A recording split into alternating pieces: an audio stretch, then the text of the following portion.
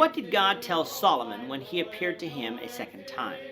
This is the question that we seek to answer today as we continue our verse by verse study of the book of 1 Kings on walking through the Bible.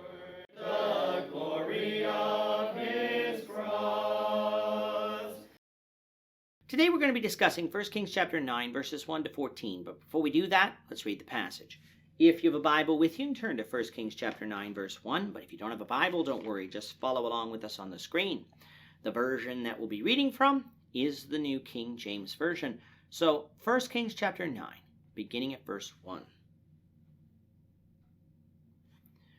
And it came to pass, when Solomon had finished building the house of the Lord and the king's house, and all Solomon's desire which he wanted to do, that the Lord appeared to Solomon the second time, as he had appeared to him at Gibeon.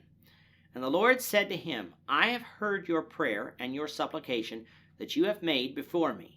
I have consecrated this house which you have built to put my name there forever, and my eyes and my heart will be there perpetually.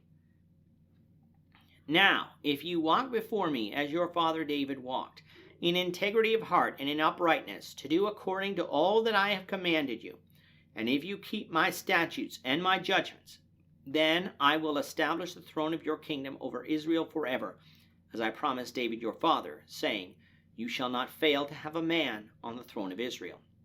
But if you or your sons at all turn from following me, and do not keep my commandments and my statutes which I have set before you, but go and serve other gods and worship them, then I will cut off Israel from the land which I have given them, and this house which I have consecrated for my name I will cast out of my sight.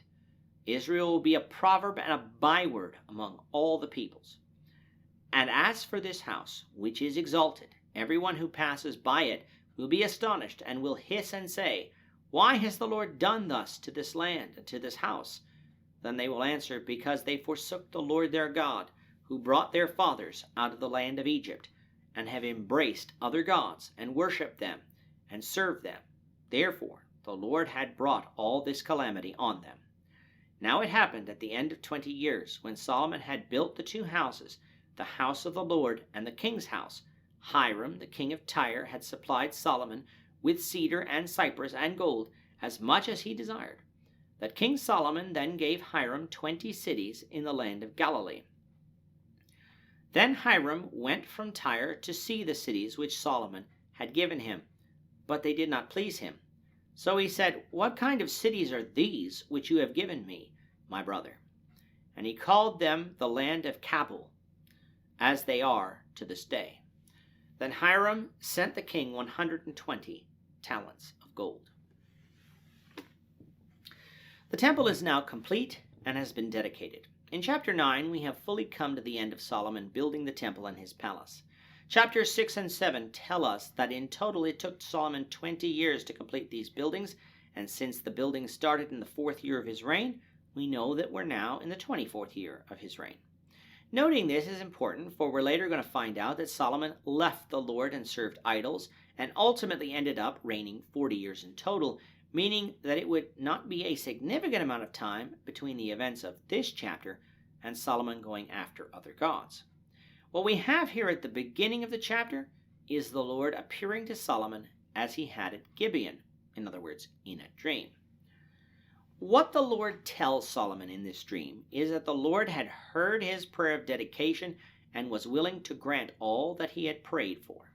This is why many people would date the dedication of the temple to the year that Solomon's palace was finished. For people say, why would God wait 13 years to appear to Solomon to tell him he would answer his prayer? And while this sounds like a plausible assumption, maybe even likely, it is not demanded by the text, for we know God works in his time, not ours.